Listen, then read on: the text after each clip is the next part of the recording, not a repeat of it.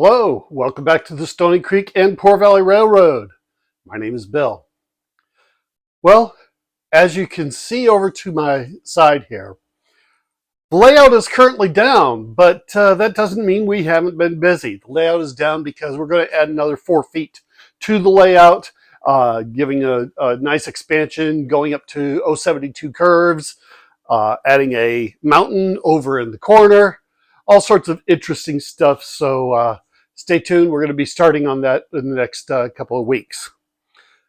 Just wanted to share with you a few things that we have added to the collection since we last connected. We have acquired a few collections and a couple of individual pieces, so wanted to share those with you and show you what you're going to see in the near future on the layout. Let's get started. First up, I went on to Cabin Fever Auctions. Now, I learned something, and that is whatever price you have come up with as your final bid on Cabin Fever, make sure you add approximately 30% to it for your auction fees and for your shipping fees. That being said, I went on Cabin Fever. I bought 5 modern 64 boxcars. First up, Northern Pacific. Then one that I haven't heard of before, the Lily Tulip Cup Corporation. Never heard of them before. Next up is our Great Northern. The Boston, Maine, which will go well with my 44-tonner. And then for my military train, I've got a SAC 64. So 5 new in the box 64 box cars. One other caution on Cabin Fever. Don't just read. One of the boxes was a Lionel box that one of the box cars in it was supposed to be a Timken. The photos showed that the Timken was missing, so I only got 2 of the 3 box cars that I anticipated getting. So that's just a word of caution to you that you look at the photos on Cabin Fever as well as the text describing the item. Next up was some stuff I found here locally off of Craigslist. First was a 685. You can see, yeah, it's missing a little bit there. I already got it refurbed to running. It was in pretty dirty shape all around, but I've got the rear truck on the way. This is going to get a new paint job. I had to fabricate new rails for it, but yeah, it's a very nice engine. Next was a 6466W tender to go with that 685. This was horribly abused. Number one, the shell was marred and cracked all over. The whistle itself was actually broken in half. The trucks were squished flat. There were no wheels, etc., etc., etc. So it was in bad shape. So this was I have nothing to lose. So I have repainted it. I glued the whistle back together. I got new trucks for it and rewired it.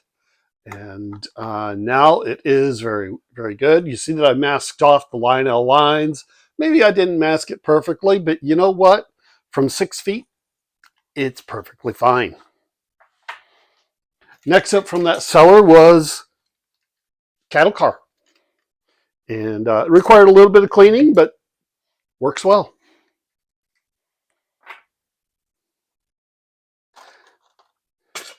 Next up was a 3662 milk car with the platform. Again, required a little bit of brain surgery and cleaning, but works well. The semi-gloss, so that's the the Revision B 6315 Golf tank car. And you're not getting a collection if you're not getting a Lehigh Valley 2-bay hopper. This one happens to be the 6456. Also with that collection, this one hasn't yet been cleaned up. New York Central 6562 gone with 5 containers. We're suspecting that there are more to come since there's an odd number of containers. And then finally from that collection, we have a trio of American Flyer passenger cars. 2 of these number 450 New Havens and the number 651 REA. One of the New Havens is missing a set of wheels on the truck. I haven't yet tested out the lights, but yeah, these are going to be going up onto eBay very soon since I don't do anything with Flyer. So that is all I received from that Craigslist adventure. Next up, I have a friend at work who is selling his father-in-law's trains. He and I have been going back and forth for a couple of years on this, and finally we came up to a time that we could get together to look him over, to make an offer. I didn't buy everything that he had. One of the items that he had was just a really, really cool, it was a Santa Fe Alco A in olive green. I said, I know that one's high value. I'm not going to buy it for you, but I will put it on eBay for you. And we were very, very pleased with the results. Meanwhile, the rest of the collection that he had is really cool. Let's take a look at the pieces. Start out with, let's go simple. Nice 1033 transformer. I gave it a rebuild, new cord, new breaker, new whistle. So she's good to go.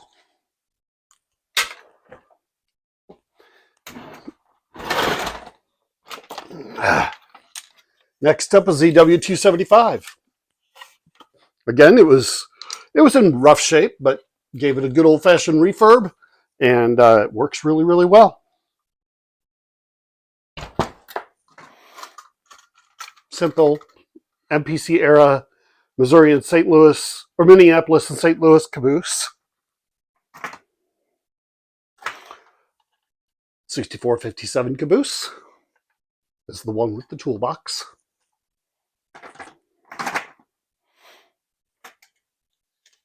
'6142 hopper, or gone, excuse me. Yes, I am working my way through toward the good stuff. 6462 gondola. This is the one that that was, instead of cast in color, it was painted, so it looks just really neat. A tremendously weathered 6555 Sunoco tanker. Yeah, this is weathered well.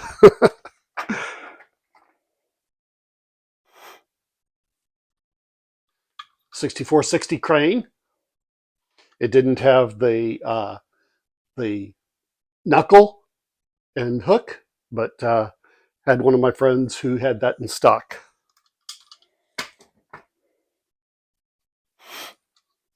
'2419 crane tender. It's missing a toolbox, but I think I could find those somewhere.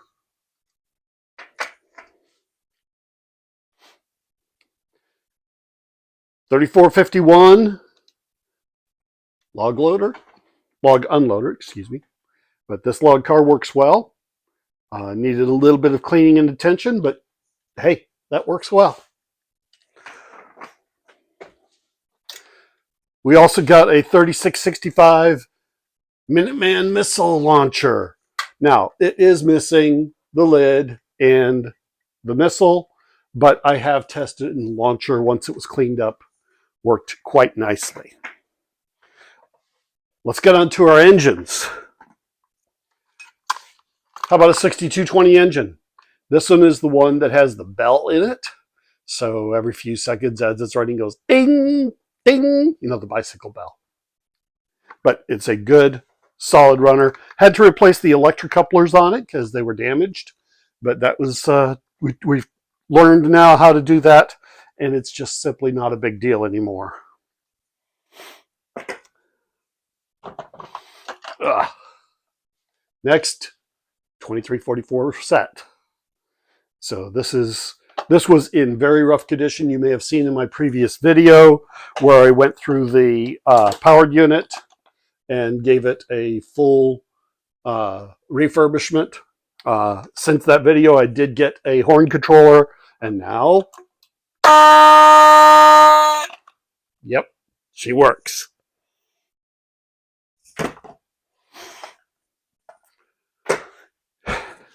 Next was the horse car and corral, and they work great. Oh, let's see. There are 5 Plasticville buildings, but the cool one is sneaking up there in the background, in the foreground rather.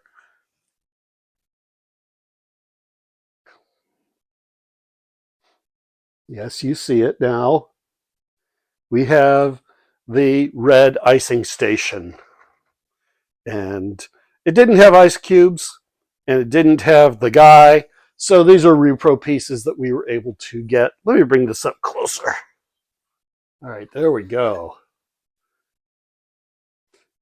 So as you know, when the unit receives power, the guy pushes an ice cube, and this lever here will open the door on the ice car and drop the cube into the car. Now, that collection didn't have the ice car, but I have a friend who likes to watch out for me, and he loves to see what he's got that I might need. And what he had was a Virginian ice car. So he insisted that had to go with the ice station. Now, I showed you my New York Central F7 or F3 set, and I previously showed you the Alco PA New York Central set. And that same friend who saw the need for the ice car also saw a need for a nice set of passenger cars. So he gave me a deal that I couldn't refuse on an MTH Rail King set of New York Central streamlined passenger cars. They're beautiful. They will look great behind either of those engines. So it is a 6-car set. Got diner and lounge car and Vista Dome and observation and baggage. So pretty happy with the way my friend fixes me up and watches for things that he can add to my collection. And it's just really profoundly fun. The final item, I went to my local hobby store. They happened to have a 20% off sale going on. And so I added to my K-Line collection, I added another MP15, this one, the beautiful Lehigh Valley. So there you have it. A few weeks of collecting. Quite a bit of stuff there. Got our Invader checking things out. So, thank you so much for watching. Please make sure to do the YouTube stuff of like, comment, and share. Appreciate all of you. Thanks. Bye-bye. You photobombed my video.